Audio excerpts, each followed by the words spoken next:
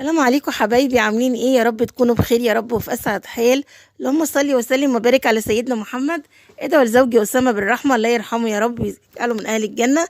النهارده هنعمل اكل جميل جدا. هنعمل رز بشعريه وهنعمل لحمه وهنعمل لوبيا. اهو يا حبايبي الميه غلت اهي بتاعت اللحمه، هسقط اللحمه بتاعتي اهو يا حبايبي. النهارده اكلتنا سهله وخفيفه وجميله اهو يا حبايبي كده. انا هنزل باللحمه بتاعتي ونقع اللوبيا شويه وهديها نص سوا كده. طبعا كده لما الريمه كده بتاعت اللحمه بشيلها ببدا احط بقى البصل والطماطم ورق اللورة والحبهان اهو يا حبايبي كده.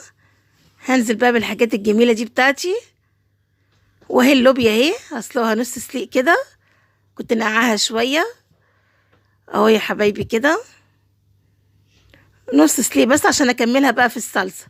اخرط طبعا البصل وحاطه الزيت في الحله واخرط البصل كده اهو يا حبايبي كده.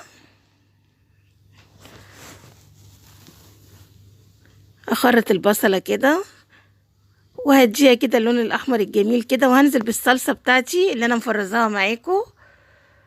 واحط ملح وفلفل اهو يا حبايبي. طبعا انا مطلعه لسه الصلصه من الديب فريزر، لسه ما دابتش قوي اهو يا حبايبي كده. واللوبيا اهي انا كنت سلقاها ومصفياها في مصفى، هنزل بيها على الطماطم كده اهو يا حبايبي، وهوطي النار بقى واسيبها تستوي كده اهو. واللحمه برضو على النار اهي، هنزل كده بكبشتين من الشوربه على اللوبيا كده اهو يا حبايبي. كل سنه وانتم طيبين ورمضان كريم عليكم. هبدأ بقى اعمل الرز بشعرية. هنزل بمعلقة سمنة بلدي حلوة كده، السمنة اللي انا كنت مفرزاها معاكم برضو. هنزل بمعلقة سمنة بلدي واحط الشعرية اهو يا حبايبي كده، وهقلب الشعرية كده. وبعد كده هغسل الرز وانزل بيه. شايفين الشعرية وجمالها؟ شايفين اهو يا حبايبي. وهسقي الرز طبعا شوربة. واكلتنا كده خلصت النهاردة. ادي اللوبيا خلاص اهو يا حبايبي كده، واللحمة خلاص خلصت. حاجة كده بسم الله ما شاء الله.